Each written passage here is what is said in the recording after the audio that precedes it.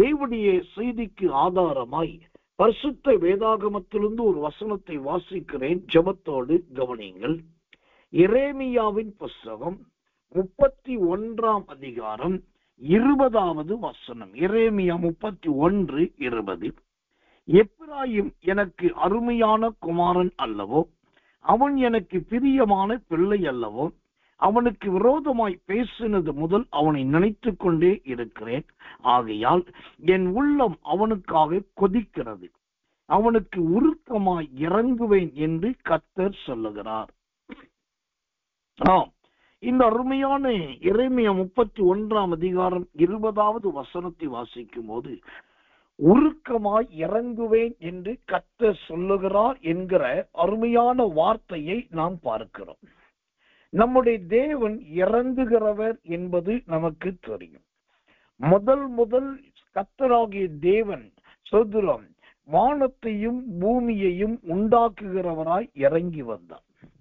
இரண்டாவதாக கர்த்தராகிய தேவன் ஆதாமோடும் ஏவாளோடும் பேசுகிறவராய் இறங்கி வந்தார். மூன்றாவதாக கர்த்தராகிய தேவன் தம்முடைய நோவாவினிடத்தில் இடைப்படும்படி அடுத்த ஒரு உலகத்தை உண்டாக்குகிற காரியத்திலே இறங்கி வந்தார். அதன் பின்பு மோசே நாட்களிலே நியாயப்பிரமாணத்தை கொடுக்கும்படி சட்ட திட்டங்களை உருவாக்கும்படி தேவனாகிய கர்த்தர் இறங்கி வந்தார்.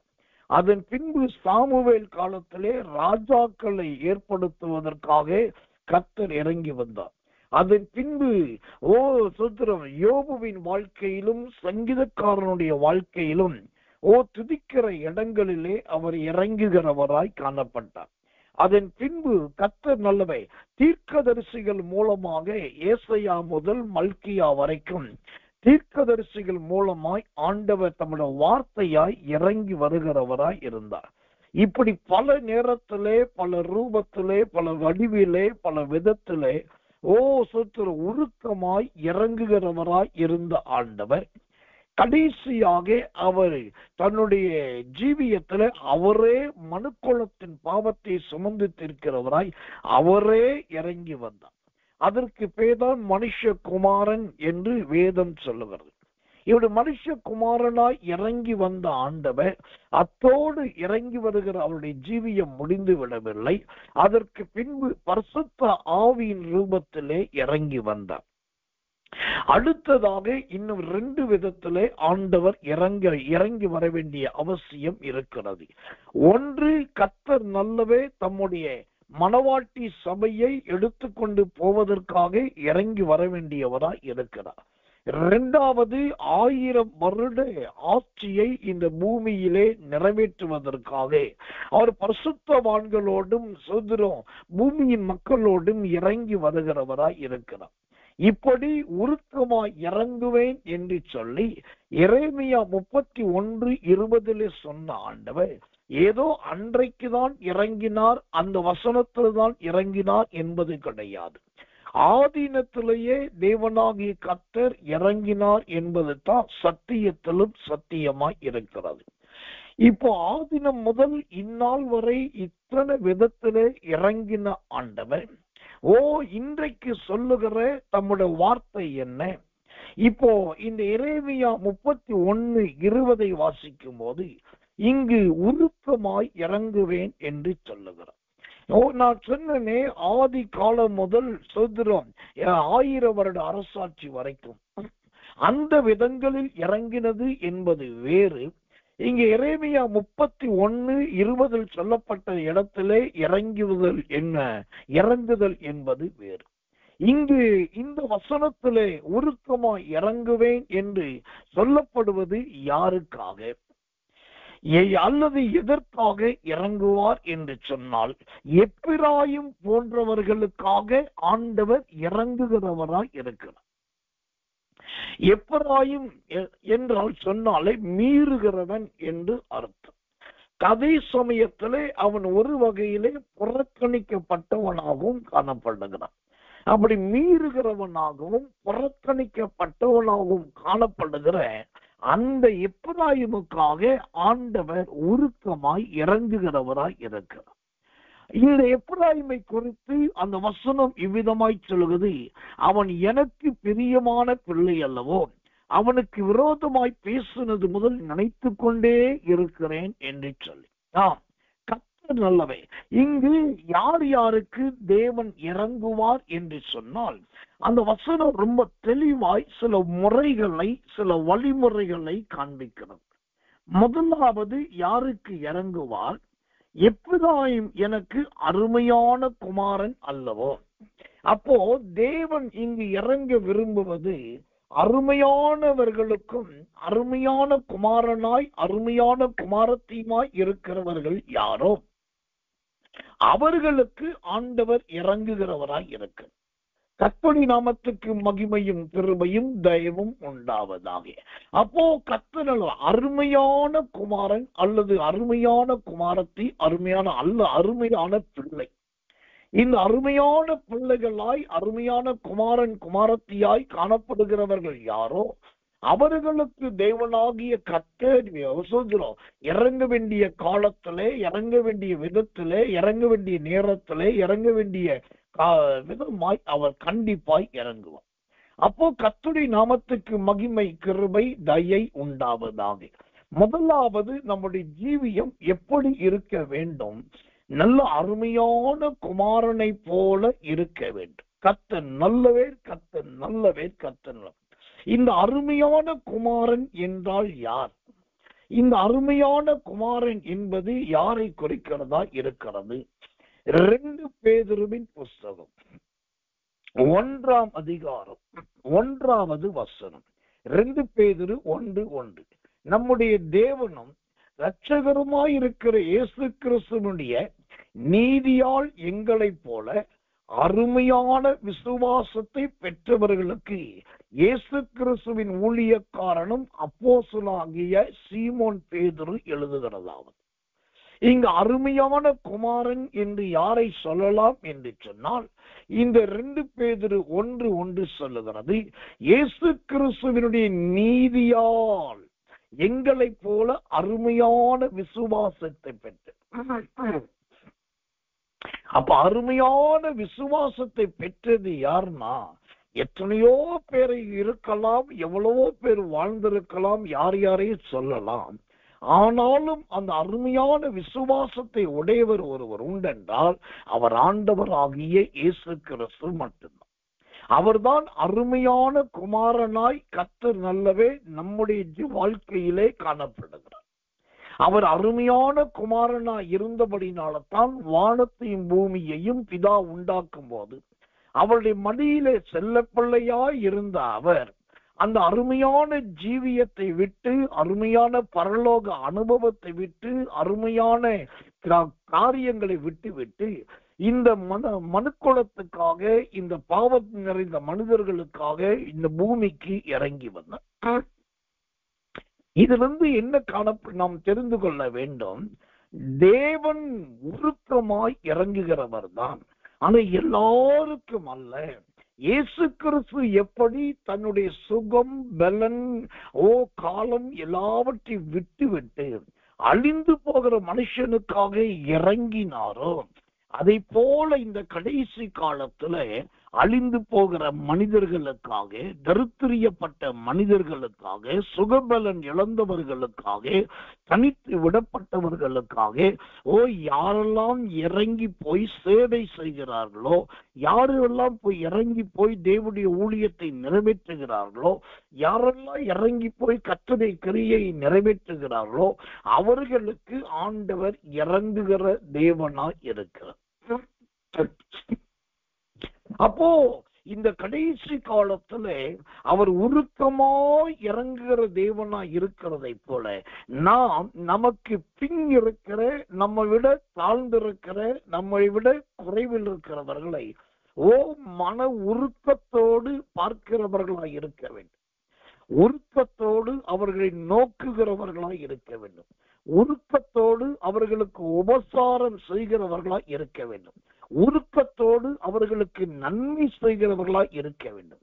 அப்படிப்பட்ட ஒரு உருக்க இருதயம் என்பது இந்த கடைசி காலத்துல வெகுவாய் குறைந்து வருகிற நாட்களிலே நாமோ அந்த உலகத்தாரை போல அல்லாமல் கிறிஸ்துவின் உருக்கத்தோடு எல்லாருக்கும் இறங்குகிற ஒரு தகப்பனாய் மாற வேண்டும். எல்லாருக்கும் உருக்கமாய் இறங்குகிற ஒரு தாயாய் மாற வேண்டும். அந்த உருக்கம் இருந்தா இங்க ஒரு பெரிய அதிசயம் நடக்கும் பாருங்க. எப்பிராயிம் எப்படி கைவிட்டப்பட்ட மனுஷனோ அந்த உருக்கமாய் இறங்குகிற அனுபவம் வந்தவுடனே கைவிடப்பட்ட அனுபவம் மாறிவிடுகிறது. எப்பிராயிம் எப்படி சுத்திரம் திருப்பி போடாத அப்பம் என்று வேதம் சொல்லுகிறது. ஆனால் அவன் உருக்கமாய் இறங்குகிறவனாய் மாறினவுடனே அவன் மீது இருந்த கதை திருப்பி போடப்படாதவன், நீ சரியாய் வேகாதவன் என்று சொல்லப்பட்ட அனுபவம் மாறுகிறது. அப்போ நாம் உருக்கமாய் இறங்குதல் என்பது ஏதோ தானம் பண்ணிட்டோம், ஏதோ தர்மம் பண்ணிட்டோம், ஏதோ உதவி செய்துட்டோம் என்பது அல்ல. அது நம்முடைய பார்வைக்கு நாம் ஏதோ ஒரு இறங்கி போய் உதவி செய்ததை போல இருக்கலாம். ஆனா தேவனுடைய பார்வையிலோ அது நம்முடைய வாழ்க்கையையே மாற்றக்கூடியதா இருக்கிறது. கர்த்தருக்கு மகிமை உண்டாவதாக. தேவனுடைய பார்வையில அது நம்முடைய பாவங்களையும் அக்கிரமங்களையும் மன்னிப்பதற்கு அது ஒரு ஏதுவாய் இருக்கிறது. எனக்கன்பான தேவ பிள்ளைகளே, வேதாகமத்தில் இருக்கிற எல்லா ஊழியக்காரர்களும் பரிசுத்தவான்களும் பிறக்கும் போதே பரிசுத்தவான்களாய் பரிசுத்தவாட்டிகளாய் பிறக்கவில்லை. அவர்கள் பிறக்கும் போதே நல்ல நன்மை செய்கிறவர்களாய் சுவிசேஷம் சொல்லுகிறவர்களாய் ஊழியம் செய்கிறவர்களாய் வரவில்லை. ஆனால் அவர்கள் வாழ்க்கையின் ஒரு கட்டம் வந்தபோது தங்கள் ஜீவியத்தை அப்படியே மாற்றி அமைத்தார்கள்.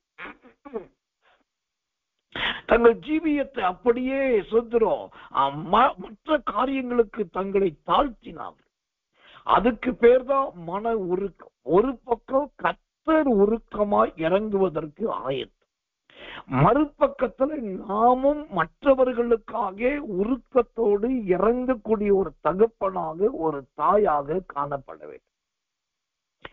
சில நேரத்துல சில வீடியோக்களை பார்த்துட்டு நான் ரொம்ப பிரமிப்பது உண்டு.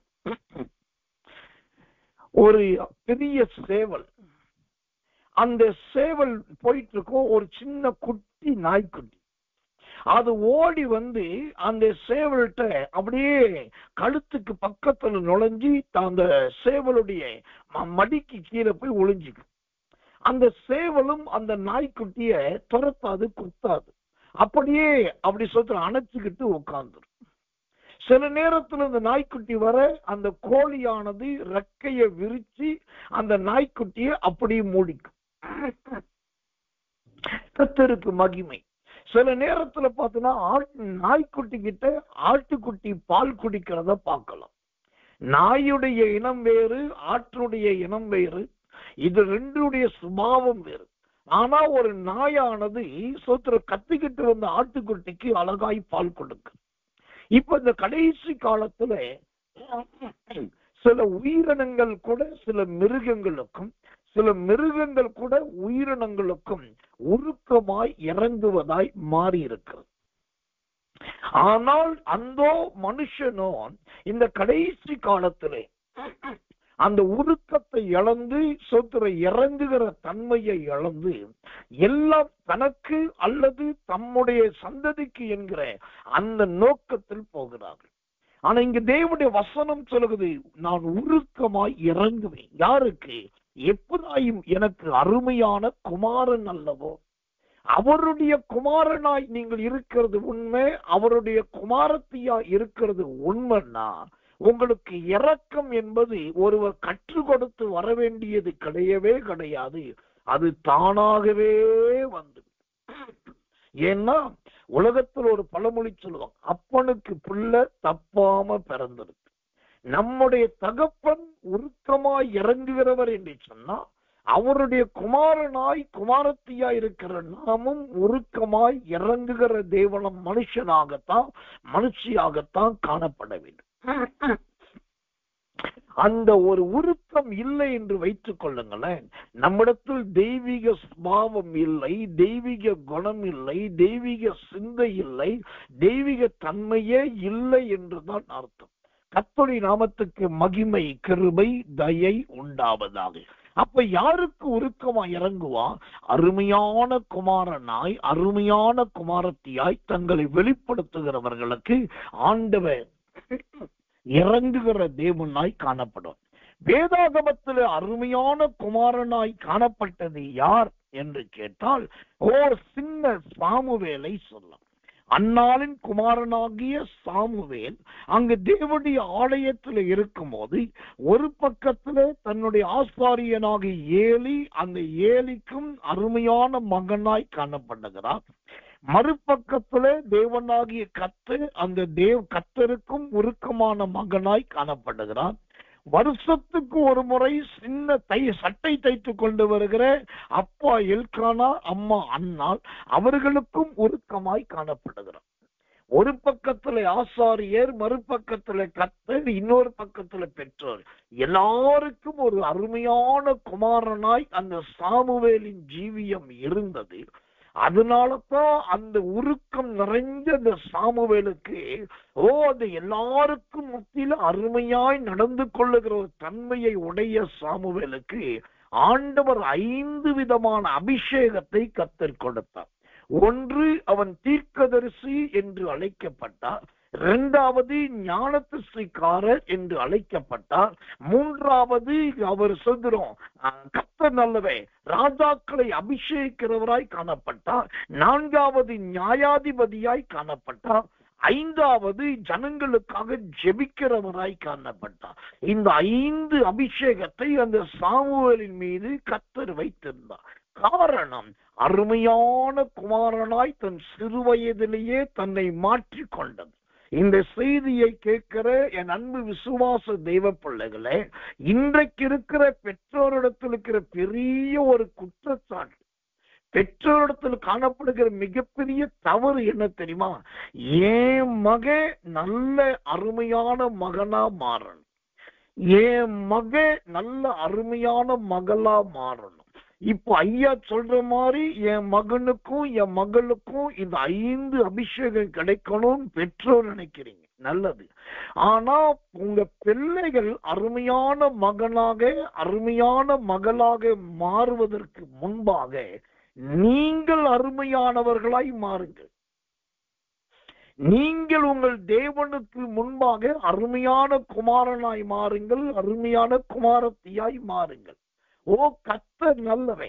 எனக்கன்பான தெய்வ பிள்ளைகளே, இன்றைக்கு நாம் மாறுவதை விட்டுவிட்டு என் மகன் வாழ்க்கையில மாற்றமில்ல, மக வாழ்க்கையில மாற்றமில்ல, மருமக வாழ்க்கையில் மாற்றமில்ல, மருமக வாழ்க்கையில மாற்றமில்ல, என் பேர பிள்ளைகள் மாறலன்றோம். ஆனா நாம் இன்றைக்கு அந்த தேவனுக்கு பிரியமான குமாரனாய் மாறினோம். நாம் என்றைக்கு அந்த தேவனுக்கு பிரியமான குமாரத்தியாய் மாறினோம் என்பதை கவனிங்க. அன்னால் முதலாவது தேவனுக்கு பிரியமான குமாரத்தியாய் மாறி தேவனுடைய ஆலயத்துக்கு வருவதும் இருதயத்தை உடைத்து ஊற்றுவதுமாய் காணப்பட்டபடினால் தான் அன்னாளுடைய குமாரனாகிய சாமுவேல் அருமையான குமாரனாய் வந்தார். தாய் மாறாமல் இங்கு மகன் மாறவே இல்லை. அப்போ நம்முடைய வாழ்க்கை ஆண்டவர் உருக்கமாய் இறங்கக்கூடிய அருமையான குமாரனாய், குமாரத்தியாய் மாற வேண்டும். இந்த செய்தி ஒருவேளை உங்களை பாதிக்கலாம், அது வருத்தப்படுத்தலாம். அது பாதிக்கிறது அல்லது வருத்தப்படுத்துகிறதுனால் அது குறித்து நான் ரொம்ப சந்தோஷப்படுகிறேன். அதற்காக தேவனுக்குள் மகிழுகிறேன். ஏனென்றால் இந்த கடைசி காலத்தில் பாதிக்கப்படுத்துகிறதும் வருத்தப்படுத்துகிறதுமான செய்திகள் இல்லாதபடினால்தான் கிறிஸ்துவை போல மாற வேண்டிய தேவ பிள்ளைகள் எல்லாரும் கிறிஸ்தவர்களை போல வாழ்ந்து கொண்டிருக்கிறோம். கிறிஸ்தவர்களை போல வாழ்வது எல்லாராலும் முடியும், ஆனா கிறிஸ்துவை போல வாழ்வது எல்லோராலும் முடியாது. அதனாலதான் தேவனுடைய செய்தியானது நம்மை பாதித்தால், நம்மை வருத்தப்படுத்தினால் அந்த வார்த்தை நமக்குள் கிரியை செய்கிறது என்று அர்த்தம். கர்த்தர் நல்லவர், கர்த்தர் நல்லவர், கர்த்தர் நல்லவர். இங்கு எரேமியா 31 சொல்கிறோம், 20வது வசனத்துல பார்க்கிறோம், உருக்கமாய் இறங்குவேன் என்று கர்த்தர் சொல்லுகிறார். இரண்டாவதாக அவர் யாருக்கு உருக்கமாய் இறங்குகிற தேவனாய் காணப்படுகிறார்? அந்த வசனம் சொல்லுது, எரேமியா 31:20 சொல்லுது, அவன் எனக்கு பிரியமான பிள்ளை அல்லவோ. பிரியமான, முதலாவது அருமையான பிள்ளை, இரண்டாவது அந்த பிள்ளை எப்படி மாற வேண்டுமா? நல்ல பிரியமான பிள்ளையாய் மாற வேண்டுமா? தேவனுக்கு மகிமையும் கிருபையும் தயவும் உண்டாவதாக. பிரியமான பிள்ளை, எனக்கன்பான தேவ பிள்ளைகளை, அந்த பிரியமான பிள்ளை என்றால் என்ன? அந்த பிரியமான பிள்ளை என்பது எப்படிப்பட்டவர்கள்? வாசிக்கிறேன் வேதத்திலிருந்து ஒரு வசனத்தை. எபேசியர் புஸ்தகம் 5ஆம் அதிகாரம் 1வது வசனம். எபேசியர் 5:1. ஆதலால் நீங்கள் பிரியமான பிள்ளைகளைப் போல தேவனை பின்பற்றுகிறவர்கள் ஆகி. ஆமென். ஆண்டவர் உருக்கமாய் இறங்குகிறவர் தான். அவர் யாருக்கு இறங்குவார் என்றால், இரண்டாவதாக பிரியமான பிள்ளைகளாய் இருக்கிறவர்களுக்கு இறங்குவார். அந்த பிரியமான பிள்ளைகள் என்றால் யார் தெரியுமா? அதுக்கு வேதம் அழகான ஒரு வழிகாட்டியை காண்பிக்கிறது பாருங்க. எபேசியர் 5:1 சொல்லுகிறது, ஓசத்திரம் நீங்கள் பிரியமான பிள்ளையை போல தேவனை பின்பற்றுகிறவர்கள் ஆகி. ஆமென்.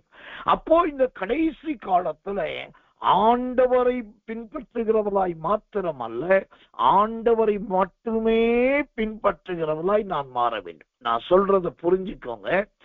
ஆண்டவரை பின்பற்றுகிறவர்களாய் இருக்க வேண்டாம், ஆண்டவரை மட்டுமே பின்பற்றுகிறவர்களாய் இருங்கள். இயேசுவை பின்பற்றினவர் கூட்டம் ஒரு பெரிய கூட்டம். சீசர்கள் கூட்டம் இயேசுவை பின்பற்றினது, அப்போஸ்தலர்கள் கூட்டம் இயேசுவை பின்பற்றினது, ஐஸ்வர்யமுள்ள ஸ்திரீகளின் கூட்டம் இயேசுவை பின்பற்றினது, பாவமான ஸ்திரீகளின் கூட்டம் இயேசுவை பின்பற்றினது, யூதர்களின் கூட்டம் இயேசுவை பின்பற்றினது, ரோமர்கள் இயேசுவை பின்பற்றினார்கள். அப்புறம் சுத்திரம் இன்னும் பலரும் அந்த இயேசுவை பின்பற்றினார்கள். ஆனால் பின்பற்றின எல்லாருமே இயேசுவுக்குரியவர்களா? பின்பற்றின எல்லாருமே இயேசுவை போல் மாறினார்களா என்றால் இல்லவே இல்லை. அதனால தான் சொல்றேன், தேவனை பின்பற்றுகிறவர்களாய் இராதபடிக்கு தேவனை மட்டுமே பின்பற்ற வேண்டும். அப்ப என்ன அர்த்தம்? இன்றைக்கு தேவனை பின்பற்றுகிறவர்களுக்கு நிறைய இடுக்கங்கள் வருகிறது, சோதனைகள் வருகிறது. கண்களின் இச்சை, ஜீவனத்தின் பெருமை, மாம்சத்தின் பெருந்தீனி, இதெல்லாம் அவங்க தேவனை போல மாறுவதற்கு தடையாயிருக்கிறது.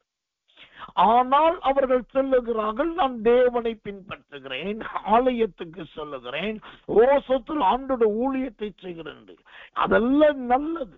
ஆனால் தேவனை மட்டுமே நீங்கள் பின்பற்றுவீர்கள் என்று சொன்னால் அது உண்மையான அர்த்தம் என்ன தெரியுமா? அதற்கு வேதத்திலிருந்து அழகான ஒரு சம்பவத்தை உங்களுக்கு காண்பிக்கும்படி கர்த்தருக்குள் பிரயாசப்படுகிறேன். இயேசுவுக்கு 12 அப்போஸ்தலர்கள் இருந்தார்கள். அந்த 12 பேரோடும் கூட இயேசு நல்ல பேசுகிறவராய், உறவாடுகிறவராய் காணப்பட்டார். கர்த்தருடைய நாமத்துக்கு மகிமை, கிருபை, தயை உண்டாவதாக.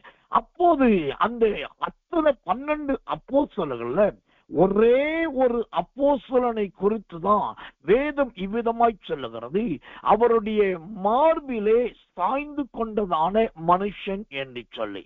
வாசிக்கிறேன், யோவான் சுவிசேஷத்தின் புஸ்தகம் 21ஆம் அதிகாரம் 23வது வசனம். யோவான் 21:23. ஆகையால் அந்த சீசன் மரிப்பது இல்லை என்கிற பேச்சு சகோதரர்களை பரம்பிற்று. ஆனாலும் அவன் மரிப்பது இல்லை என்று இயேசு சொல்லாமல், நான் வருமளவும் இவன் இருக்க எனக்கு சித்தமானால் உனக்கு என்ன என்று சொன்னார். கர்த்தருடைய நாமத்துக்கு மகிமையும் கிருபையும் தயவும் உண்டாவதாக. இங்கு சொல்லப்படுகிற இந்த சீசன் தான் அன்பின் அப்போஸ்தலனாகிய யோவான். இந்த அன்பின் அப்போஸ்தலனாகிய யோவானை குறித்து வேதம் சொல்லுகிறது, இவன் 2 முதல் 3 முறை இயேசுவின் மார்பில் சாய்ந்த மனுஷன் என்று வசனம் சொல்லுது. அப்போ இயேசுவை பின்பற்றின அப்போஸ்தலர்களைப் போல அல்ல, இயேசுவையே பின்பற்றின அந்த அன்பின் அப்போஸ்தலனாகிய யோவானை போல மாறினால்தான் நம்முடைய வாழ்க்கை தேவனுக்கு பிரியமான பிள்ளையாக மாற முடியும். கர்த்தர் நல்லவே, கர்த்தர் நல்லவே, கர்த்தர் நல்லவே. எனக்கன்பான தேவ பிள்ளைகளே, மகிமையின் தேவனாகிய கர்த்தருடைய கரம், கர்த்தர் நல்லவே, கர்த்தர் நல்லவே, கர்த்தர் நல்லவே, இந்த மத்தியான வேளையிலே உங்களோடு பேசிக் கொண்டிருக்கிறது. உங்களுக்கு நான் இறங்குகிற கர்த்தராய் வர விரும்புகிறேன், உங்களுக்கு இறங்குகிற ஆண்டவராய் வர விரும்புகிறேன். நீங்கள் முதலாவது எனக்கு பிரியமான மகனாக மாற வேண்டும். 2வது எனக்கு சொல்கிறோம் அருமையான பிள்ளையாக மாற வேண்டும். அந்த யோவான் சுவிசேஷம் 21ஆம் அதிகாரம் 20வது வசனத்தை வாசிக்கிறேன், கவனிங்கள். பேதுரு திரும்பி பார்த்து இயேசுவுக்கு அன்பாய் இருந்தவனும் ராபோஜனம் பண்ணுகையில் அவர் மார்பில் சாய்ந்து, ஆண்டவரே உம்மை காட்டிக் கொடுக்கிறவன் யார் என்று கேட்டவனுமாகிய சீசன் பின்னே வருகிறதை கண்டான். இயேசுவின் மார்பில் சாய்ந்தவனுமாகிய சீசன். அப்போ தேவனை மட்டும் பின்பற்றுகிற அவர்கள் எப்போதும் தேவனுடைய மார்பிலே சாய்கிறவர்கள், ஆண்டவருடைய உள்ளத்துல இடம் பிடித்தவர்கள், அவர்கள்தான் ஆண்டவருக்கு பிரியமான பிள்ளையாக மாற முடியும். அருமையான பிள்ளையாகவும் இருக்க வேண்டும், ஒரு சின்ன சாமுவேலை போல. பிரியமான பிள்ளையாகவும் மாற வேண்டும், வாலிபத்தை அடைந்த அன்பின் அப்போஸ்தலனாகிய யோவானை போல. இப்போ கொஞ்சம் கவனிங்க, இந்த அருமையும் இந்த பிரியமும் உங்களுடைய ஜீவியத்தில் இருக்கிறதா? தேவனுடைய பார்வையிலே அருமையானவர்களாய் காணப்படுகிறீர்களா? கர்த்தருடைய சமூகத்திலே பிரியமானவர்களாய் இருக்கிறீர்களா? இந்த சாமுவேல் முதலாவது கர்த்தர் நல்லவே அருமையான மகனாய் காணப்பட்டார். சாமுவேலுக்கும் ஒரு ஊழியக்காரர் இருந்தார், ஒரு தாய் இருந்தாங்க, ஒரு தகப்பன் இருந்தாங்க, மற்ற விரோதிகளும் இருந்தாங்க. அவைகளுக்கு மத்தியிலே அருமையான ஒரு ஜீவியத்தை சாமுவேலால் வாழ முடிந்தது. இங்கு அன்பின் அப்போஸ்தலனாகிய யோவானும் ஒரு பிரியமான பிள்ளை. அந்த பிரியமான பிள்ளைக்கும் இயேசு என்கிறவர் இருந்தார், சீசர்கள் இருந்தாங்க, மற்றவர்களும் அங்க இருந்தாங்க. ஆனா எல்லாருக்கும் மத்தியில பிரியமாய் அந்த மனுஷனால் வாழ்ந்து காண்பிக்க முடிந்தது. அதனாலதான் எபேசியர்ல வாசிக்கிறோம், கர்த்தர் நல்லவே, கர்த்தர் நல்லவே, தேவனை பின்பற்றுகிறவர்களாகி. ஆமென். தேவனை பின்பற்றுகிறவர்களாகி. எனக்கன்பான தேவ பிள்ளைகளே, அந்த பிரியமான தேவ பிள்ளை என்றால் அவங்க உலகத்தானையும் மற்ற அரசியல்வாதியையும் பின்பற்றி கொண்டு தேவனை பின்பற்றுகிறவர்களாய் அல்லாமல் தேவனை மட்டுமே பின்பற்றுவார். இவர்கள் தான் பிரியமான பிள்ளைகள். இந்த பிரியமான பிள்ளைகளுக்கு இன்னொரு அழகான அடையாளம் இருக்குது. என்ன அடையாளம் தெரியுமா? வாசிக்கிறேன். 1 கொரிந்தியர் புஸ்தகம் 4:14, 4ஆம் அதிகாரம் 14வது வசனம். உங்களை வெட்கப்படுத்தும்படிக்கு நான் இவைகளை எழுதவில்லை, நீங்கள் எனக்கு பிரியமான பிள்ளைகள் என்று உங்களுக்கு புத்தி சொல்லுகிறேன். ஆமென். பிரியமான பிள்ளை. தேவன் உருக்கமாய் இறங்க வேண்டுமானால் நாம் பிரியமான பிள்ளையாய் மாற வேண்டும். பிரியமான பிள்ளை என்று சொன்னால் முதலாவது தேவனை மட்டுமே பின்பற்றுகிறவராக இருக்க வேண்டும். 2வது இந்த பிரியமான பிள்ளைகளுடைய அருமையான அடையாளம் என்ன தெரியுமா? இவர்கள் புத்திமதியை ஏற்றுக்கொள்ளுகிறவர்கள். அதைத்தான் இங்கு பவுல் சொல்லுகிறார். நீங்கள் எனக்கு பிரியமான பிள்ளைகள் என்று உங்களுக்கு புத்தி சொல்லுகிறேன். இந்த பிரியமான பிள்ளைகள் தேவனுடைய மனிதர்கள் என்று சொல்லப்பட்டவர்கள், தேவனுடைய ஊழியர்கள் என்று சொல்லப்பட்டவர்கள், தேவனால் நடத்தப்படுகிறவர்கள் யாரோ அவர்கள் சொல்லுகிற புத்திமதியை அல்லது புத்தியை சந்தோஷமா ஏற்றுக்கொள்வார்கள். எனக்கு தெரியாதா, எனக்கு புத்தி இல்லையா, எனக்கு அறிவு இல்லையா, நான் படிக்கலையா, நான் ஒண்ணும் தெரியாத கூமட்டேன்னு நினைச்சியா, நான் இப்ப ஒண்ணுமே இல்லாமத்தை இவ்வளவு பெருசா வளர்ந்துட்டேன்னா, ஓ நீ சொல்லிதான் எனக்கு தெரியணுமா, நீ சொல்லாட்டி எனக்கு தெரியாதா, என் பக்கத்துல ஆள் கிடையாதா, எங்க இருந்து நீ வந்து சொல்லிட்டு இருக்க? இப்படிப்பட்ட வாதத்தையும் விவாதத்தையும் விதண்டாவாதத்தையும் தேவனுக்கு பிரியமான பிள்ளைகள் செய்யவே மாட்டார். அந்த தேவனுடைய பிள்ளைகள் என்று சொன்னா அவங்க அப்படியே தன்னை விட மூத்தவர்கள், முதியவர்கள் அல்லது அனுபவசாலிகள் சொல்லுகிற புத்தியை அப்படியே ஏற்றுக்கொள்ளுவார்கள். எனக்கன்பான தேவ பிள்ளைகளே, இன்றைக்கு இந்த ஒரு தெய்வீக சுபாவம் இருக்குதா என்பதை பாரு. நான் போய் மற்றவர்களுக்கு புத்தி சொல்லுவதை விட மற்றவர்கள் எனக்கு சொல்லுகிற புத்தியை நான் ஏற்றுக்கொள்ளுகிறவனாய் மாறினால் நான் தேவனுடைய உருக்கத்துக்கும் இரக்கத்துக்கும் பாத்திரமா இருப்பேன். இல்ல நான் மெச்சூரிட்டி பாஸ்டர், எனக்கு நிறைய எக்ஸ்பீரியன்ஸ் இருக்குது, நான் நிறைய தச்சு கட்டி இருக்கிறேன், நிறைய பேருக்கு ஞானஸ்நானம் கொடுத்திருக்கிறேன், இப்ப ஆண்டவர் என்னை மூத்த ஊழியக்கார வச்சிருக்காரு, மற்ற யாரும் எனக்கு சொல்ல வேண்டியது இல்லை. எனக்கு பைபிளை பத்தியும் தெரியும், பரிசுத்தாய் பத்தியும் தெரியும், மனுஷனை பத்தி தெரியும், தேவனை பத்தி தெரியும். அப்புறம் எதுக்கு நீங்களாம் வந்து புத்தி சொல்றீங்க? நான் சொல்றத கேளுங்கன்னு சொல்லி SSK சாமுவேல் ஆகினா யாருடைய புத்தியை ஏற்றுக்கொள்ளாம நான் தான் பிரதானமானவன் என்று என்னைக்கு நினைக்கிறனோ அன்னைக்கே தேவனுடைய ராஜ்யமும் தேவனுடைய அபிஷேகமும் என்னை விட்டு விலகினது என்ற அர்த்தம்.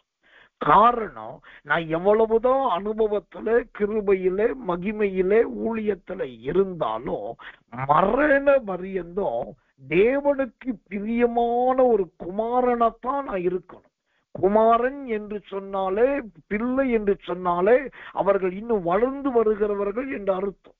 அப்போ நான் எவ்வளவு அனுபவத்துல இருந்தாலும் எனக்கு கீழே இருக்கிற விசுவாச பிள்ளைகள் வந்து சொன்னாலும் சரி, எனக்கு சரிசமமா இருக்கிற ஊழியக்காரர்கள் சொன்னாலும் சரி, என்னில் வயதில் மூத்தவர்கள் உள்ளவர்கள் சொன்னாலும் சரி, அதை ஏற்றுக்கொள்ளுகிற ஒரு தன்மை இருக்கிற வரைக்கும் மட்டும்தான் நான் தேவனுடைய பிரியமான கர்த்தருக்கு அருமையான பிள்ளையா இருக்க முடியும். அவருடைய உருக்கத்துக்கு இரக்கத்துக்கு பங்காளியா மாற முடியும். இந்த ஒரு அர்ப்பணிப்பு காணப்படும். அதுதான் இப்ப பிரியமான பிள்ளை அப்படின்னாக்கா, ஒன்று தேவனை மட்டுமே பின்பற்றுகிற அனுபவம், இரண்டாவது யார் சொல்லுகிற புத்திமதியை ஏற்றுக்கொள்ளுகிற அனுபவம். அவர்களுக்கு தேவன் உருக்கமாய் இறங்குவார். ஓ, இதுதான் தேவனுடைய அடிப்படை சத்தியம், இதுதான் ஆழத்தின் உபதேசம். கர்த்தருக்கு மகிமை உண்டாவதாக. மூன்றாவதாக, தேவன் யாருக்கு உருக்கமாய் இறங்குவார்? அங்க ரொம்ப ஆச்சரியமான ஒரு சம்பவத்தை பாருங்க. எரேமியா 31:20 சொல்லுகிறது, அவனுக்கு விரோதமாய் பேசுறது முதல் அவனை நினைத்து கொண்டே இருக்கிறேன். அல்லேலூயா, நினைத்து கொண்டே இருக்கிறேன். ஆண்டவர் பாருங்க, அவர் சொத்துறோம் பச்சை பச்சையா சொத்துறோம், எந்த ஒளிவு மறைவு இல்லாம பேசுறார். இப்ப அவர் சொல்றாரு, ஒரு நேரம் வரும்போது எப்பிராயீமுக்கு விரோதமா நான் பேசிட்டேன். தண்ணீரை போல் தழும்பினவனே நீ மேன்மை அடைய மாட்டாய். ஓ, தகப்பனுடைய மஞ்சத்தின் மேல் ஏறினவனே நீ மேன்மை அடைய மாட்டாய், நீ குறைவாய் காணப்படுவாய், என்னென்னமோ நான் சொல்லிட்டேன். ஆனா என்னைக்கு எப்பிராயீமுக்கு எதிரா நான் இப்படி ஒரு தீர்க்க தரிசனம் சொன்னேனோ அன்று முதல் ஐயோ நான் இப்படி சொல்லிட்டேனே சொல்லி நினைத்து கொண்டே இருக்கிறேன். அல்லேலூயா, கர்த்தர் நல்லவே. எனக்கு பிரியமான பிள்ளைகளே, ஸ்தோத்திரம். அந்த தேவனால் நினைக்கப்படுகிறவர்கள் யாரோ அவர்களுக்கு அவர் உருக்கமாய் இறங்குகிற தேவனாய் காணப்படுகிறார். ஓ, கர்த்தர் நல்லவே, கர்த்தர் நல்லவே, கர்த்தர் நல்லவே. அப்போ இங்க ஒரு காரியத்தை நீங்க நல்லா கவனிக்கணும். ஒரு அவ்வளோ பெரிய ஆண்டவர் ஒரு மனுஷனை நான் நினைச்சுக்கிட்டே இருக்கிறேன்னு சொன்னாக்கா அவர் நினைக்கிறதுக்கு இந்த பூமியில வேற யாருமே இல்லையா? அவர் நினைக்கிறதுக்கு இந்த பூமியில வேற ஊழியக்காரர்களே இல்லையா? கர்த்தர் நல்லவே, கர்த்தர் நல்லவே, கர்த்தர் நல்லவே. அப்போ இங்கு மூணாவதா நல்லா கவனிங்க, தேவனுடைய நினைவிலே இடம் பிடிக்கிறவர்களாய் நாம் காணப்படும்.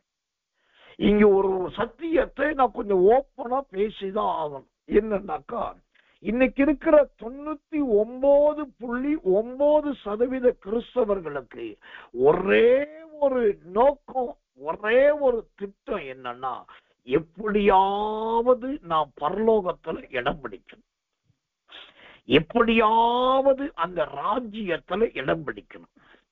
நான் வியாதிப்பட்டா பரவாயில்ல, கஷ்டப்பட்டா பரவாயில்ல, சொத்து சுகத்தை இழந்தா பரவாயில்ல, தேவனுக்கா பாடுபட்டால் பரவாயில்ல, நான் மறிச்சேன்னா இல்லாட்டி உயிரோடு எடுத்துக்கொள்ளப்பட்டேன்னா எப்படி ஆகலும் ஒண்ணு பரலோகத்துல இடம் கிடைக்கணும், இல்லாட்டி பரலோகத்தில் வாசல்லையாவது இடம் கிடைக்கணும். அந்த பரலோகத்துல இடம் பிடிக்கிறது மட்டும்தான் இன்னைக்கு நிறைய பேருடைய திட்டமா நோக்கமா இருக்கு. நீங்க அப்படி நினைக்கிறது பாவம் கிடையாது, நீங்க அப்படி விரும்புறது அக்கிரமமும் கிடையாது. நல்ல நினைங்க, அந்த வாஞ்சை நல்லது. ஆனா ஒண்ணு தெரிந்து கொள்ளுங்க, நீங்க பரலோக ராஜ்யத்தை நினைச்சு கொண்டே இருக்கிறத விட அந்த பரலோகத்தின் அதிபதி உங்களை நினைக்கக்கூடிய அளவுக்கு நம்முடைய நிலைமை மாறணும். இதுதான் இங்க நான் சொல்ல வருகிற சத்தியம். திரும்ப சொல்றேன், நீங்க பரலோகத்தை நினைச்சு கொண்டே இருக்கிறத விட அந்த பரலோகத்தின் அதிபதி உங்களை நினைக்கக்கூடியவர்களாய் நீங்க மாறணும். அதுதான் இங்கு நாம் கற்றுக்கொள்ள வேண்டிய உண்மையான சத்தியம். தேவனுடைய நாமத்துக்கு மகிமை, கிருபை, தயை உண்டாவதாக. ஆனா இன்னைக்கு எத்தனை பேர் தேவன் நினைக்கக்கூடிய இடத்துல இருக்கிறோம், ஆண்டவன் நினைத்தருளுகிற சூழ்நிலையில இருக்கிறோம். அவருடைய நினைவில் இடம் பிடித்தவர்கள் யார்? கர்த்தர் நல்லவை. எனக்கன்பான தேவ பிள்ளைகளே, இங்கு எப்பிராயீமை குறித்து கர்த்தர் சொல்லுகிறார், நான் அவனை நினைத்து கொண்டே இருக்கிறேன், நான் அவனை நினைத்து கொண்டே இருக்கிறேன். கர்த்தர் நல்லவை. பைபிள்ல பார்த்தீங்கன்னா பல நேரத்துல ஆண்டவரை குறித்து சொல்லும் போது அவர் நினைவு கூர்ந்து என்று பார்க்கிறோம். தேவனுக்கு மகிமை, கிருபை, தயை உண்டாவதாக. நினைவு கூர்ந்து. அப்ப ஏன்னாக்கா பல நேரத்துல கர்த்தர் கிரியை செய்யும் அழிவு உண்டாக்கும் போது, பல நேரத்துல பல நோய்களை கொடுக்க போகும்போது, பல நேரத்துல சங்காரத்தை ஏற்படுத்த போகும்போது ஆண்டவர் அதுக்கு முன்னாடி என்ன செய்வாராம்? நினைவு கூறுவாராம். கர்த்தருடைய நாமத்துக்கு மகிமையும் கிருபையும் தயவும் உண்டாவதாக. நான் இந்த ஜனத்துக்கு இப்படி சொன்னனே, கர்த்தர் நல்லவே, சொல்கிறோம், நான் இந்த மக்களுக்கு இந்த வார்த்தையை கொடுத்தேனே என்று சொல்லி ஆண்டவர் நினைவு கூறுவாராம். ஒரு வசனத்தை வாசிக்கிறேன். யாத்திரையாகமத்தின் புஸ்தகம் 2ஆம் அதிகாரம் 24வது வசனம். யாத்திரையாகமம் 2:24 வாசிக்கிறேன்.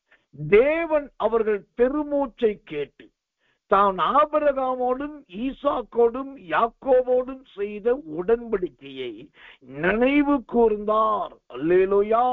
கர்த்தர் நல்லவே. எனக்கன்பான தெய்வ பிள்ளைகளே, ஆண்டவர் ஆபிரகாமுக்கும் ஈசாக்குக்கும் யாக்கோபுக்கும் கொடுத்த வாக்குறுதியை நினைவு கூறுகிறார். அப்ப என்ன அர்த்தம்? ஆபிரகாமை நினைவு கூர்ந்தார், ஈசாக்கை நினைவு கூர்ந்தார், யாக்கோபை நினைவு கூர்ந்தார். இவங்க எல்லாமே தேவனுடைய நினைவிலே இருந்தவர்கள். கர்த்தர் நல்லவே, கர்த்தர் நல்லவே, கர்த்தர் நல்லவே. அப்போ இந்த கடைசி காலத்தில் ஆண்டவரே எனக்கு பிரியமானவரே என்று சொல்றோம், நம்முடைய பிள்ளையா மாறணும் சொல்றோம், எனக்கு இறங்கும் சொல்றோம், 2 கையை தூக்குறோம், கண்ணீர் வடிக்கிறோம், கதறுகிறோம், நல்லது. ஆனா ஒண்ணு தெரிந்து கொள்ளுங்க, அந்த போராட்ட ஜெபத்துக்கு தேவன் இறங்குவது என்பது ஒரு விசை இறங்குவார். கண்ணீர் ஜபத்துக்கு தேவன் பதில் கொடுக்கும் போது ஒரு பதில் கொடுப்பார். ஆனா அதை விட நீங்கள் அவர் நினைக்கக்கூடிய அவருடைய நினைவுக்குரிய மகனா மகளா மாறிட்டீங்கன்னு வச்சுக்கோங்களேன். கர்த்தர் நல்லவன். அப்ப எந்த நேரத்திலும் அவர் உங்க மீது உருக்கமாய் இறங்குவார். அல்லேலூயா. ஓ கர்த்தர் நல்லவே. எனக்கன்பான தேவ பிள்ளைகளே, அந்த தேவன் அவ்விதமாய் இறங்குகிற தேவன். இன்னொரு வசனத்தை சொல்றேன். ஏசாயாவின் புஸ்தகம் 53ஆம் அதிகாரம் 11வது வசனம். மன்னிக்கணும், ஏசாயா 63ஆம் அதிகாரம் 11வது வசனம். ஆகிலும் அவர் பூர்வ நாட்களையும் மோசையையும் தம்முடைய ஜனத்தையும் நினைவு கூர்ந்தார். அல்லேலூயா. கர்த்தர் நல்லவே, கர்த்தர் நல்லவே. பூர்வ நாட்களையும் மோசையையும் தம்முடைய ஜனத்தையும் நினைவு கூர்ந்தார். முதலாவது சொன்னேன் ஆபிரகாமை நினைவு கூர்ந்தார், இரண்டாவது சொன்னேன் ஈசாக்கை நினைவு கூர்ந்தார், மூன்றாவது சொன்னேன் யாக்கோபை நினைவு கூர்ந்தார், இங்கு நாலாவது சொல்லப்படுகிறது மோசையை நினைவு கூர்ந்தார். அப்ப நீங்க நினைக்கலாம், ஊழியக்காரர்கள் மட்டும்தான் இயேசுவின் நினைவில இருப்பார்களா என்று நினைக்கலாம். அதுதான் கிடையாது. அந்த ஏசாயா 63:11 அழகா சொல்லுகிறது, தம்முடைய ஜனத்தையும் நினைவு கூர்ந்தார். அல்லேலூயா. அப்படின்னா அவருடைய நினைவில் இருக்கக்கூடிய கூட்டம் என்கிற ஒரு கூட்டம் உண்டு. அந்த கூட்டத்துல நீங்க ஒரு மெம்பரா இருக்கீங்களா, ஒரு நம்பரா இருக்கீங்களா என்பதை யோசிங்க. கர்த்தருக்கு மகிமை உண்டாவதா.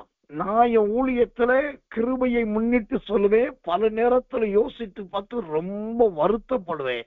சில நேரத்திலே கண்கள் கலங்கி கண்ணீர் வரும். தனியா உட்கார்ந்துருக்கு. ஏன்னா கொஞ்ச நேரம் உட்கார்ந்து அப்படியே ஸ்தோத்திரம் பண்ணிட்டு இருப்பேன். அப்படியே சோதனை பண்ணி, ஆண்டவரே இப்படி நடத்தினீர், இப்படி செஞ்சீர், இப்படி கொண்டு வந்தீர், இன்னைக்கு வரைக்கும் உம்மை மட்டும் நம்பி இருக்க, இன்னைக்கு வரைக்கும் உமக்காக மட்டும் ஓட, இன்னைக்கு வரைக்கும் உம்மை போல ஜீவிக்க எனக்கு உதவி செய்து நன்றின்னு சொல்லி அப்படியே மனதார தனியா உட்கார்ந்து கர்த்தரை ஸ்தோத்திரம் பண்ணிட்டு இருக்கேன்.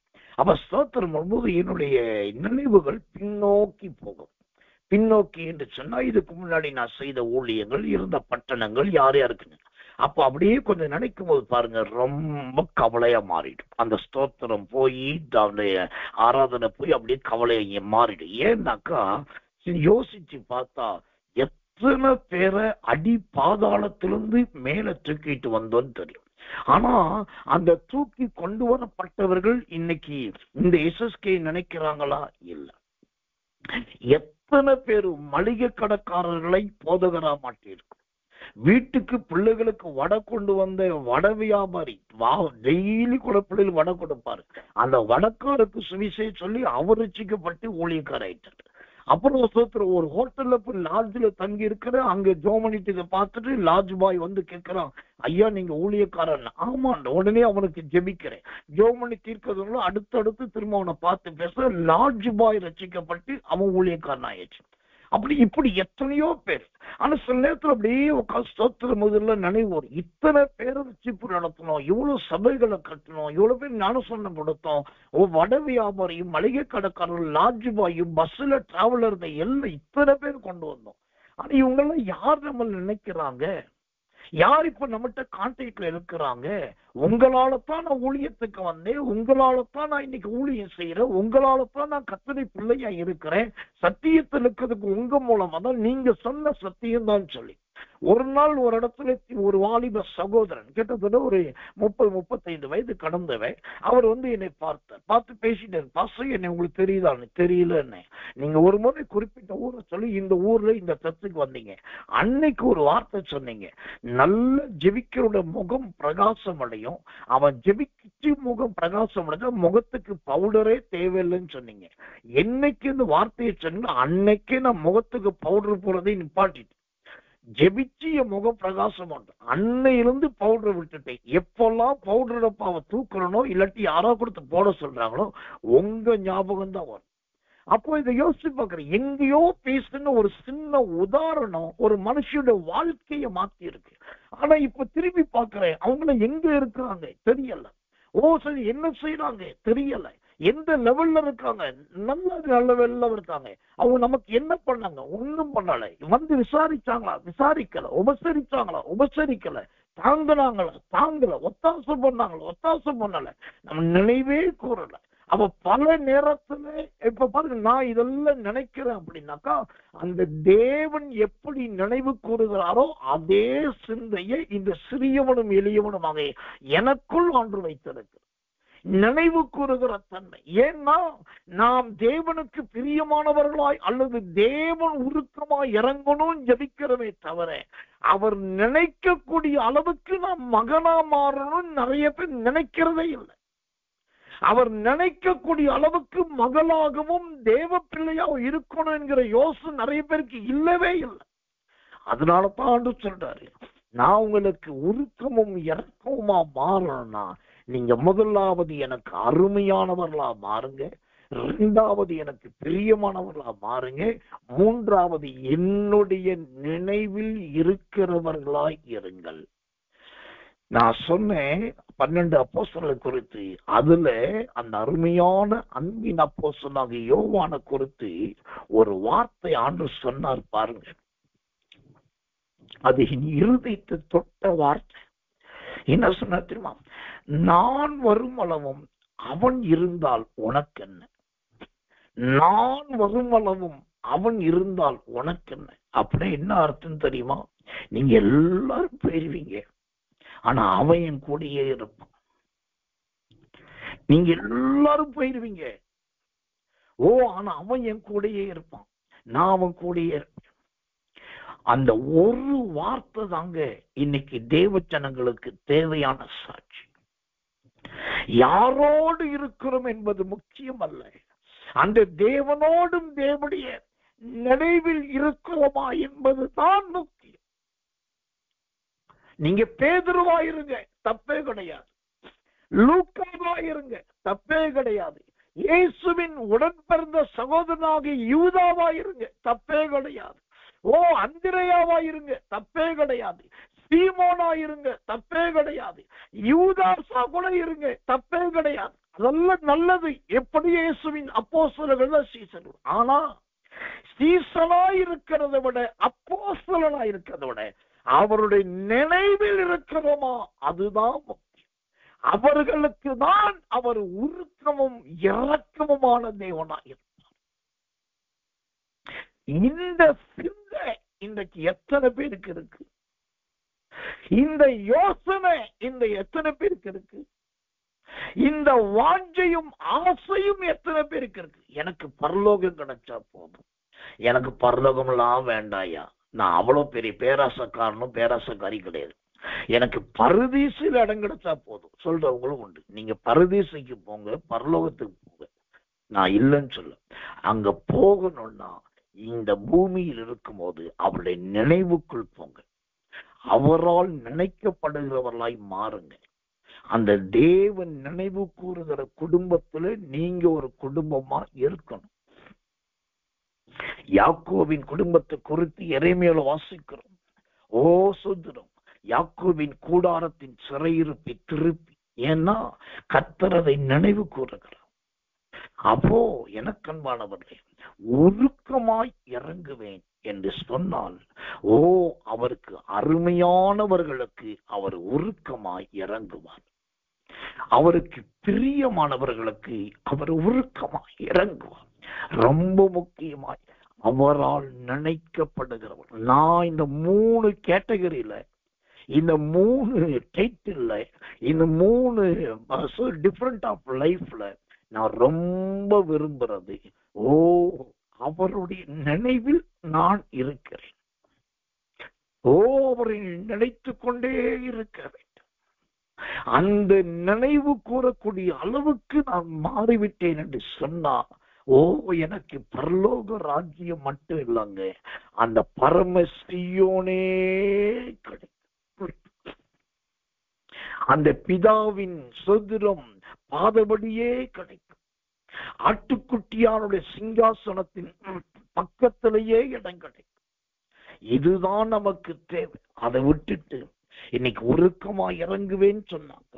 கர்த்தர் சொல்லுகிறார், உன் வேதனையை பார்க்க இறங்குகிறார். கர்த்தர் சொல்லுகிறார், உன் வியாதியை பார்த்து இறங்குகிறார். கர்த்தர் சொல்லுகிறார், உன் பாவத்தெல்லாம் மன்னித்து இறங்குகிறான். மேலோட்டமாய் சிறகடிக்கிற செய்திகளை கேட்டு தங்களை தாங்களே வஞ்சித்துக் கொள்ளுகிறவர்களும் வஞ்சனைக்குள் நடத்துகிறவர்கள் தான் அதிகம். ஆனா உருக்கமாய் இறங்குவேன் என்று சொன்னார். முதலாவது அவருடைய அருமையான பிள்ளையாய் நீங்கள் மாற வேண்டும். இரண்டாவது அவருடைய பிரியமான பிள்ளையாய் மாற வேண்டும். மூன்றாவதாக அவரால் நினைக்கப்படுகிறவர்களாய், நினைத்து கொண்டே இருக்கிறவர்களாய் மாற வேண்டும். ஓ கர்த்தர் நல்லவே, கர்த்தர் நல்லவே. இந்த 3 சத்தியத்துக்கு உங்களை ஒப்புக்கொள்ளுங்க. கடைசியான சொல்லி முடிக்கிறேன். நீங்க இந்த செய்தியை கேட்கறதுனால எந்த நயா பைசா பிரயோஜனம் கிடையாது. இந்த செய்தியை கேட்ட நீங்க இங்க சொல்லப்பட்ட வசனத்தையும் சொல்லப்பட்ட சத்தியத்தையும் அதற்கு கொடுக்கப்பட்ட வார்த்தைகளையும் திரும்ப போட்டு கேட்டு பைபிளை உருட்டி பிரட்டி, ஆண்டவரே இன்னைக்கு என்னோடு பேசினீரே, இப்படிப்பட்ட அருமையான பிள்ளையா என்னை மாற்றும், இப்படிப்பட்ட அருமையான பிரியமான குமாரனா குமாரத்தையா மாற்றும், இப்படி உங்களுடைய நினைவில் இருக்கிறவர்களா எங்களை மாற்றுன்னு சொல்லி நீங்க சில நாட்களாவது போராடி ஜெபிக்கணும். சில நாட்களாவது ஆண்டவர்கிட்ட கெஞ்சணும். ஏதோ எஸ்எஸ்கே வந்துட்டாரு, அவர் சொல்லிட்டாரு, அதனால நான் அவருடைய அருமையா மாறிட்டேன், நான் அவருக்கு பிரியமா மாறிட்டேன், அவருடைய நினைவுல வந்துட்டேன்னு சொன்னாக்கா இது வலது காதுல கேட்டுட்டு இடது காதை விட்டுட்டு போவது. ஆனா நீங்க இந்த 3 அனுபவத்தை அடையணும்னா உங்க முழங்கால நீங்க முடக்கணும், உங்க கண்களை நீங்க மூடணும், உங்க இருதயத்தை நீங்க உடைக்கணும். நீங்களா முழங்கால முடக்காம, நீங்களா கண்களை மூடாம, நீங்களா இருதயத்தை உடைக்காம, அவருடைய உருக்கத்துக்கும் இரக்கத்துக்கும் பாத்திரமாய் மாறவே முடியாது, ராஜ்யத்தை அடையவே முடியாது. ஒரு ஊழியக்கார பிரசங்கம் ஒருவரையும் பரலோகத்துக்கு கொண்டு போகாது. அந்த பிரசங்கத்தினால் நீங்கள் மாறினால், அந்த பிரசங்கத்தினால் நீங்கள் தொடப்பட்டால், அந்த பிரசங்கத்தினால் உங்களை சீர்படுத்தி கொண்டால் அதுதான் உங்களை பரலோகத்துக்கு கொண்டு போகும். அதனாலதான் சொல்றேன், இந்த செய்தியை கேட்கிற நீங்கள் கேட்டுவிட்டு போய்விடாதீர்கள். இதை திரும்ப வாழ்க்கையில அப்பியாசப்படுத்துங்க. ஆண்டவரே உமக்கு அருமையான பிள்ளையா என்னை மாற்று, பிரியமான பிள்ளையா என்னை மாற்று. ஆண்டவரே உம்முடைய நினைவில் இருக்கிறேன், நான் வரும் அளவும் அவன் இருக்க உனக்கு என்னன்னு கேட்டீரே, அப்படிப்பட்ட உடைய நினைவில் இருக்கிற பிள்ளையா என்னை மாற்றும் என்று அழுங்க, முழங்கால முடக்குங்க, கண்களை மூடுங்க, இருதயத்தை உடங்க. நேரம் இல்லைன்னு சொல்லாதீங்க, முடியாதுன்னு சொல்லாதீங்க. ஆனா இது உங்களுக்கு தேவைன்றதுனால தான் நீங்க எப்படியாவது அவருக்கு அவருடைய உருக்கத்துக்குள் வரணும் என்பதற்காகத்தான் கர்த்தர் உங்கள்கிட்ட பேசிட்டு இருக்காரு. இந்த பிரதிஷ்டை தேவை. ஒரு பிஷப் வந்து, ஒரு ரெவரண்ட் வந்து ஒரு விசுவாசி கையில வச்சு பிரதிஷ்டை பண்ணதை விட உங்க இருதயத்தை உடைச்சி ஊத்தும் போது இறங்குவார் பாருங்க ஒரு ஆவியானவர். அந்த ஆவியானவரால் பிரதிஷ்டை பண்ணப்படுது. இன்னைக்கு பட்டம் வாங்குகிற பிரதிஷ்டை உண்டு, பதவி வாங்குகிற பிரதிஷ்டை உண்டு, அதெல்லாம் முக்கியம் இல்லைங்க. ஆவியானவரால் நீங்கள் பிரதிஷ்டை பண்ணப்படணும். தனித்திருக்கும் போது, அழுதி ஜெபிக்கும் போது, மன்றாடும் போது, அவருடைய சமூகத்தில் உடைச்சி ஊட்டும் போது அந்த ஆண்டவர் வந்து உங்களை பிரதிஷ்டை பண்ணணும். அந்த ஆவியானவர் வந்து உங்களை பிரதிஷ்டை பண்ணணும். அந்த பிரதிஷ்டை உங்களுக்குள்ள வந்துட்டாக்கா அவருடைய உருக்கத்துக்கும் அவருடைய இறக்கத்துக்கும் நீங்கள் பாத்திரவான்களாய் மாறிடுவீங்க. இன்னைக்கு தீர்மானம் பண்ணுங்க, ஆண்டவரே உமக்கு அருமையான மகனாக மகளாக, உமக்கு அருமையான பெரிய சுதந்திரம், உமக்கு பிரியமான மகனாக மகளாக, உடைய நினைவில் இருக்கிற பிள்ளையாக மாற என் நேரத்தை ஒதுக்குறேன் ஆண்டவரே, என் சமயத்தை ஒதுக்குறேன் ஆண்டவரே, வேதத்துக்கு இடம் கொடுக்கிறேன் ஆண்டவரே. இனி முழங்கால் போடுவேன், இனி கண்களை மூடுவேன், இருதயத்தை ஊற்றுவேன் என்று எல்லா தீர்மானத்தை ஒப்பு கொடுத்து கண்களை மூடி கர்த்தரை சுதந்திரம் பண்ணுவோம் இயேசுவின் நாமத்தினாலே.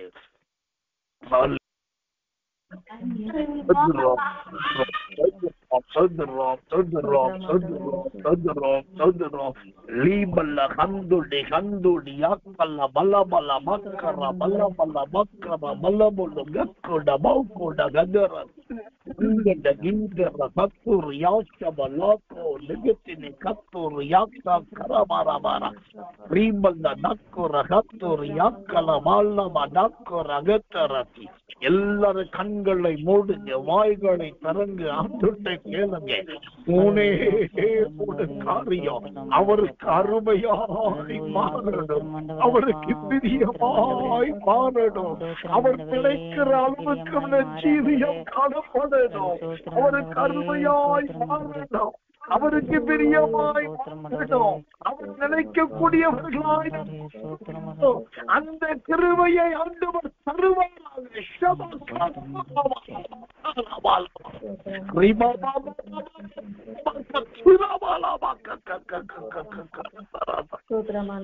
தெய்வமே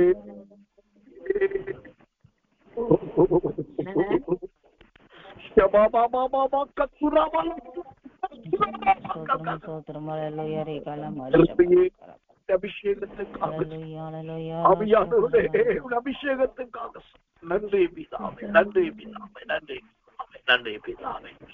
ஆமென், ஆமென். ஜெபிப்போம். அன்புள்ள நல்ல பரம பிதாவே, நல்ல அருமையான இந்த பகல் நேரத்துக்காக நன்றி. இந்த தினந்தோறும் ஆராதனையில் உருக்கமாய் இறங்குவேன் என்ற வார்த்தையை கொண்டு யாருக்கு இறங்குவீர் என்பதை கற்று திட்டமாய் பேசினதற்காக சொத்து. ஆமாண்டவரே, நாங்கள் உமக்கு அருமையான பிள்ளைகளாய் மாற எங்கள் கற்றுக் கொடுத்ததற்காக சொல்கிறோம். உமக்கு பிரியமான பிள்ளையாய் இருக்க எங்கள் கற்றுக் கொடுத்ததற்காக சொல்கிறோம். விசேஷமாய் உம்முடைய நினைவில் இருக்கிறவனா, உம்முடைய நினைவில் இருக்கிறவனா எங்களை மாற்றி. ஆண்டவரே, நீ உம்மால் எப்போது நினைக்கப்படுகிற ஒரு பாத்திரமாய் எங்களை மாற்று. அதுவே எங்களை உம்முடைய மடியில் கொண்டு வந்து உட்கார வைக்கும் ஆண்டவரே. ஆண்டவரே, அதுவே உம்முடைய உருக்கத்தையும் இரக்கத்தையும் பெற்று கொடுக்கும் ஆண்டவரே. உம்முடைய நினைவின் குமாரனாய் குமாரத்தை எங்களை மாற்றும். கூட்டத்துக்கு வந்த எல்லாரையும் ஆசிரியர் இன்று முதல் பிள்ளைகள் முழங்கால் முடக்க, கண்களை மூட, இருதயம் உடைக்க கர்த்தரது விச்சயம் தாழ்த்தி ஒப்புவிக்கிறோம். இயேசுவின் ரத்தம் செய்யும், இயேசுவின் நாமத்தில் ஜெபிக்கிறோம் நல்ல பிதாவே. ஆமென், ஆமென், ஆமென். எல்லாரும் சேர்ந்து சொல்லுவோம். என் ஆத்துமாவே கர்த்தரை ஸ்தோத்திரி, உங்களுடைய சுத்த நாமத்தை ஸ்தோத்திரி. என் ஆத்துமாவை கர்த்தரை ஸ்தோத்திரி. கர்த்தர் செய்த சகல உபகாரங்களையும் மறவாதே. கிறிஸ்துவின் கிருபையும் பிதாவாகிய தேவனுடைய அன்பும் பரிசுத்த ஆவியானுடைய அந்யோன்ய ஐக்கிய சிநேகமும் இன்றும் என்றும் சதா காலமும் உங்கள் யாவரோடு கூட ஆமென்றும் ஆமேன் என்றும் இருப்பதாக. ஆமேன், ஆமேன், ஆமேன். கைகளை உயர்த்தி 3 விசை சத்தமாலையிலே சொல்லுவோம்.